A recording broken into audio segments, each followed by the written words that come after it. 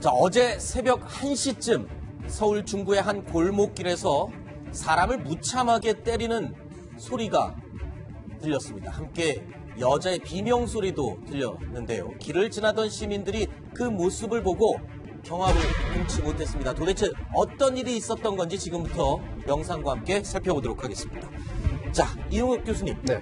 자, 일단 조용한 새벽 골목길에서 벌어진 폭행 사건이라고 하는데 네. 이 화면입니다. 어떤 건지 설명을 해주시죠. 예, 저것이 이제 서로 아는 사람입니다. 더군다나 1년 동안 교제를 했던 그 네. 연인 관계에 있던 사람인데 지금 보이는 바와 같이 아주 무차별적으로 공격하고 있습니다. 지금 맞는 사람이 길바닥에 앉아있는 사람이 여성이고요. 위에서 서서 발로 차고 있는 사람이 남성, 그러니까 22살 손 모 씨로 알려져 있는 그렇죠. 애인 관계, 동갑내기인데 거의 뭐 여성을 그냥 마구 발로 차고 끌고 다니면서 계속 주먹으로 때리고 발로 차는 그 모습입니다. 지금 여성은 거의 저항을 하지 못한 채 복부를 지금 발로 맞고 바닥에 그냥 쓰러져 버리는군요.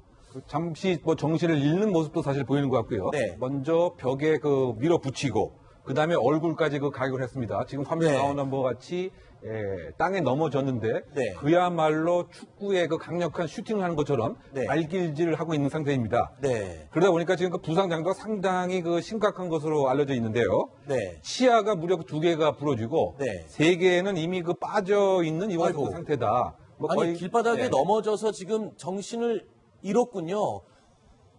그래서 발로 좀- 맞아서 네. 정신을 잃은 상태의 여성을 계속 폭행을 하니까 이제 길 가던 시민들이 저 남성 소모 씨를 더 이상 폭행하지 못하도록 제지하는 그런 모습입니다. 자, 지금 폭행의 강도가 굉장히 심한데 이 장면 말고도 또 지금 황당한 일이 있었죠. 그렇죠. 저 시민이 일단 말렸는데 그 폭행은 사실 중단이 되었지만 그 주변에서 저 트럭을 갑자기 몰고 옵니다. 그 1.5톤 트럭을 몰고서 네. 여자와 시민을 계속 추적해서 네. 끝까지 공격을 하려고 하는 정말 끔찍한 상황이 목격이 되었던 상황인 것이죠. 저 지금 트럭을 몰고 있는 사람이 아까 화면에 나왔던 여자친구를 폭행하던 그 손모 씨 어디 가서 또 트럭을 몰고 와서 또 저렇게 시민들과 여자친구를 쫓아오는 그런 모습이군요. 아, 굉장히 위험한 장면인데 그 트럭을 모는데 또 저 상태가 음주를 하고 있는 상태입니다. 현재. 그러니까 어느 정도 술 마신 무려 이제 0.16%라고 한다면 완전히 만취 상태다. 만취 상태에서 음주운전으로 네. 트럭을 몰고 네. 여자친구와 시민에게 공격을 하는 네. 정말 끔찍한 장면이라고 할 수가 있겠습니다. 네, 여러 각도에서 찍힌 폭행 현장의 화면, 지금 폭행 이 말미에 시민들이 말리자 이 트럭을 어디선가 몰고 와서 시민들과 여자친구를 향해서 돌진하는 그 모습까지 지금 살펴봤습니다. 무차별적인 폭행에 그대로 노출됐던 이 여자친구 지금 상태가 어떤지 궁금한데요. 경찰에게 물어봤습니다. 들어보시죠. 앞에 치아 3개가 빠졌고요. 치아 2개는 파절됐습니다. 골절은 없고 일반 타박상이고요. 평소에 남성분이 옥행 성향 좀 보였다고 그러던가요? 없습니다. 서로 둘이 말을 하다가 평상시에 그 언어가 좋지가 않아가지고 그것 때문에 불만이 있어 그렇습니다. 나이가 동갑이니까 야 너 뭐 이런 식으로 계속 이야기를 해가지고 지금 현재 여자친구 입장은 어떻게 되나요? 처벌을 원하고 있습니다. 상해에는 합의를 해도 저희들이 처벌을 할 겁니다. 공무집행 방해, 상해, 투숙 폭행, 공용물건 손상 이러기 때문에 그냥 처벌을 할 겁니다. 이용 교수님, 네. 이 보통 폭행 사건에서 치아가 2개가 부러지고 3개가 빠질 정도의 폭행이다. 그러면 중상에 해당되는 이 상해 아닙니까? 그렇죠. 전치 8주 정도까지 이상이 되지 않는가 일단 생각이 되는데요. 네네. 지금 더 놀라운 것은 경찰 조사 과정 중에서 네. 트럭으로 돌진한 것에 대한 변명입니다. 뭐라고 변명을 합니까? 내가 무서워서 도망가려고 트럭을 몰았다. 도망가려고 트럭을 몰았다. 네. 그러니까 화면에 보니까 사람들을 향해서 돌진하는 모습이 분명하지 않습니까? 그렇죠. 사람에 대해서는 사실 이럴 것 같습니다. 자신의 여자친구가 지금 적으로 생각하는데 이것을 네. 말렸던 시민도 하나의 적으로 생각하는. 네. 그래서 공격 행위를 지금 하고 있는 것 같고요. 네. 그러다 보니까 지금 상해 음주운전뿐만이 아니고 또 검거 이후에는 경찰 조사 과정에서 경찰관에게 아마 욕설과 물까지 이렇게 뿌린 것이죠. 네, 경찰에게요. 네. 공무집행방해도 해당되지 않습니까? 공무집행 방해도 해당이 되고 아마 파출소라든가 경찰의 집기를 아마 훼손할 가능성이 있기 때문에 네. 공용물 손상의 혐의도 함께 지금 적용받을 가능성이 있습니다. 김태현 변호사님, 지금 저기 화면에 보면 본인의 여자친구를 폭행한 것은 당연히 이제 폭행, 음주운전, 네. 공무집행방해 다 해당되지만 차를 몰고 사람을 향해 돌진한 건 이거 살인미수 아닙니까? 그러니까 특수 폭행으로 보는 거죠. 네. 그러니까 우리가 이제 차량을 위험한 물건으로 봅니다. 그렇죠. 차량으로 사람을 추돌하게 하게 되면 단순히 교통사고의 문제가 아니라 폭행의 고의를 가지고 하는 것 아니겠습니까? 그러니까 폭처법상의 특수폭행 해당할 수 있는 거죠. 네. 경찰도 그렇게 보고 있는 것이 하나 있고요. 네. 아까 근데 앞서 이제 담당 경찰이 얘기를 했듯이 이 사건 폭행이 아닙니다. 상해라는 거죠. 그러니까 경찰도 단순한 폭행이 아니라 네. 앞니가 2개 정도 빠졌다. 그럼 앞서 이용혁 교수가 설명하셨듯이 네. 한 차량과 검찰은 처벌할 수 있다는 거죠. 일단 경찰은 그런 의지를 보여주고 있는 것 같고요. 네. 오늘 뭐 오후 3시에 영장실질심사가 예정됐다고 하는데 경찰은 제가 일단 구속영장 청구를 한 걸로. 그렇죠. 네. 예, 제가 봤을 때는 신청을 한 걸로. 예, 네. 제가 봤을 때는 오늘 밤은 아마 서울구치소에서 보낼 확률이 한 120% 정도 된다. 네, 저 정도는 뭐 내일 영장실질심사는 당연히 구속영장 발부로 이어질 가능성이 이거는 구속영장이 발부가 안 될 이유가 없어요. 네. 이걸 일단 피해가 중하고 그리고 피해자도 처벌을 원하고 있고 네. 그리고 처벌 이후, 그러니까 폭행 이후에 경찰에 연행돼서도 담당 경찰대 물을 뿌리고 이런 공무집행 방해 행위까지 네. 죄질이 너무 안 좋거든요. 네. 이건 영장이 기각될 이유를 제가 찾을 수가 없네요. 그렇군요. 자, 지금 영상이 워낙 이 폭력적이고 좀 잔인한 장면이 있어서 저희가 영상을 더 보여드리는 건 자제를 하도록 하겠습니다. 자, 이 데이트 폭력, 이번 사건을 계기로요, 2년 전에 있었던 유사한 데이트 폭력 사건이 다시 또 떠오릅니다. 당시에 있었던 그 녹취 파일 다시 한번 들어보시겠습니다.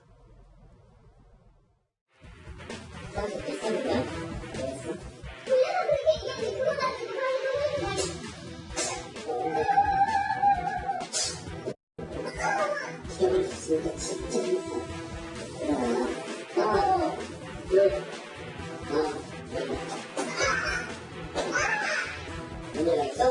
네, 전화하는 거야. 그때 여기서가 자, 이게 벌써 2년 전에 있었던 사건인데 간단하게 다시 한번 좀 정리를 해주시죠. 예, 그 남녀 커플이었는데 당시 네. 이제 의학 전문 대학원생입니다. 네. 30대 중반과 초반의 남녀인데요.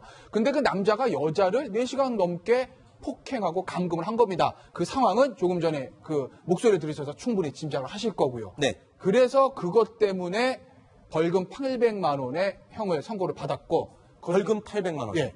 의학전문대학원에서는 당연히 제적이 된 것이죠. 네. 그런데 이제 이 사람이 무슨 소송을 냈냐면 뭐 벌금 800만 원 내가 전과 있는 건 이미 다 끝난 거니까 그렇다 치더라도 네. 야 내가 구속된 것도 아니고 벌금 네. 800만 원 벌금형 뿐인데 왜 나를 의학전문대에서 제적을 시키는 거지? 네. 제적 처분에 무효소송을 낸 겁니다. 당시에 그 의학전문대학원의 제적 그 하는 처리 과정 중에서 절차상 문제가 있었다. 네. 그리고 야 이거 너무 벌금 800만 원인데 너무 과한 거 아니야? 뭐 이런 이유로 무효 소송을 제기했다고 하는데 네. 아직까지 소송 결과는 나오지는 않았습니다. 교수님, 네. 지금 저는 이 사건, 2년 전 이 폭행 사건의 결과가 벌금 800만 원이 나왔다는 걸 보고 지금 걱정이 되는 게요.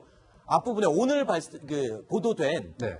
이 여자친구 폭행 사건, 이것도 혹시 벌금형으로 끝나는 건 아닐지 우려스럽거든요. 근데 이번 사안 같은 경우 저 영상 정보가 그 분명히 있고 네. 더군다나 이제 위험한 물건에 해당되는 트럭까지 이제 몰고 가는 그 모습이 있고 거기 네. 그 공무집행 방해도 그 있고 또 그 폭력 행위 등 처벌에 관한 법률 위반, 뭐 특수상해 뭐 이런 것에 적용 가능성이 상당 부분 있기 때문에 네. 이번 사항에 있어서는 뭐 8개월에 그치는 그와 같은 양형은 훨씬 더 높게 있지 않을까 이런 생각이 드는데요. 네. 어쨌든 저와 같은 것이 그 발생하기 전에 사전에 그 막지 못한 그 법조대의 그 사각지대도 네. 이번 사례를 통해서 꼭 해결돼야 되지 않겠는가? 네. 왜냐하면 폭행을 하는 사람들은 상당 징조가 있기 때문에 네. 이것을 미리 막는 이와 같은 법제도 필요하지 않나 보입니다. 네.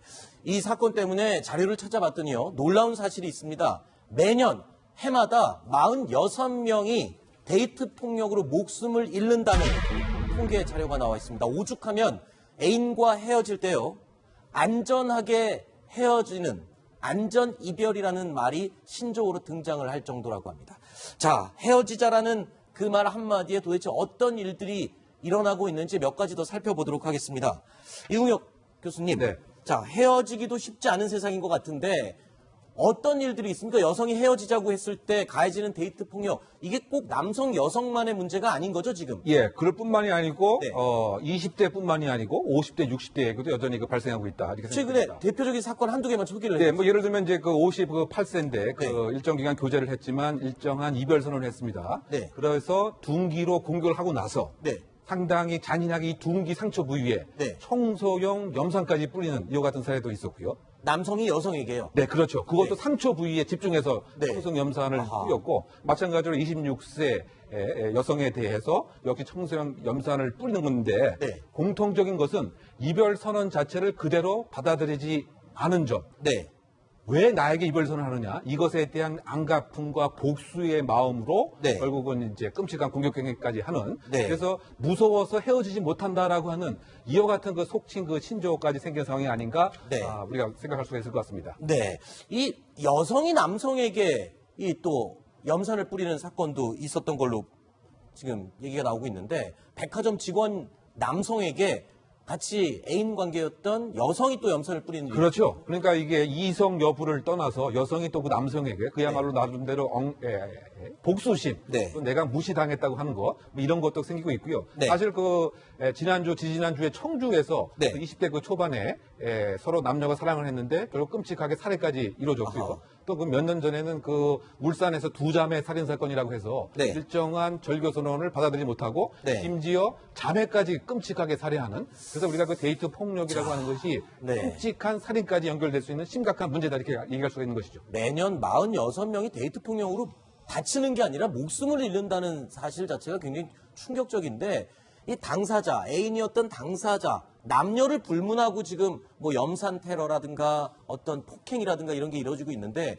이게 당사자끼리뿐만 아니라 그 상대방의 가족들에게도 피해를 끼치는 경우가 다반사라고요. 그렇습니다. 일정 갈등이 생기게 되면 그 상대방에 있는 모든 것이 다 적으로 아하. 됩니다. 그래서 심지어 그 반려동물까지 공격한다거나. 아까 보면은 트럭으로 말리는 시민들한테도 돌진하는 그렇죠. 것도 같은 심리겠군요. 예, 아와 피아가 완전히 그 구분이 돼서 네. 그 부모님, 친척, 심지어 갖고 있는 핸드폰, 그 다음에 뭐 고양이, 네. 개까지 공격을 하는 상당히 극단적인 형태. 그러면 이 걱정되는 게요. 만약에 이별을 해야 하는데 조금 협박이라든가 폭행의 기미가 보인다라고 할 때는 그럼 어디다 도움을 요청해야 되는 겁니까? 경찰에 요청을 하면 좀 어떤 신변 보호라든가 이걸 보장받을 수 있나요? 그렇죠. 이것을 개인 문제로 치부하게 되면 안 됩니다. 네. 사회적 관여가 가능하도록 주변에 공개하는 것이 필요한 것인데, 네. 사실은 그 연애 관계라고 하는 것이 프라이버시 문제니까 네. 용기를 안 내는데, 그러면 이와 같이 끔찍한 일이 생깁니다. 그래서 경찰에 직접 신고를 하게 되면, 네. 최근에는 그 신변 보호에 관한 새로운 제도들이 생겼습니다. 네. 통상 112 신고로 접수를 받았을 때, 네. 과거 같으면은 보통의 사건으로 접수를 했는데, 이제는 데이트 폭력이라고 하는 다른 특수한 코드를 발령을 해서 네. 적극적인 신변 보호를 하는 거죠. 또 네. 이를테면 스마트워치라고 하는 것까지 제공합니다. 네. 그래서 유사한 상황이 있어서 네. 스마트워치를 누르게 되면 네. 바로 이제 그 경찰이 출동해서 네. 신변 경호를 해줄 수 있는, 네. 이와 같은 식으로 그 데이트 폭력에 관한 좀 더 철저한 네. 안심 시스템이 현재 마련되고 있는 상태라고 볼 수 있죠. 네.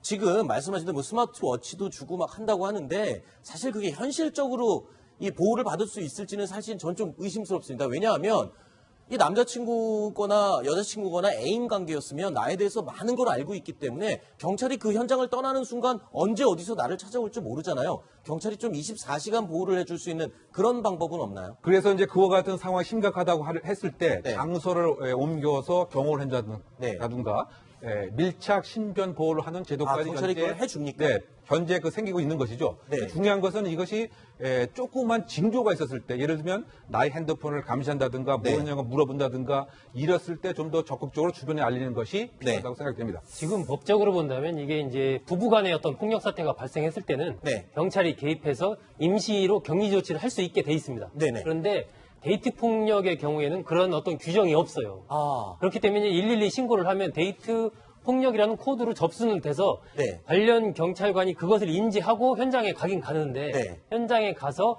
어떤 조치를 취할 수 있는 법적인 근거가 없기 때문에 그 그렇군요. 부분 빨리 보완이 좀 돼야 될 것으로 보입니다. 알겠습니다.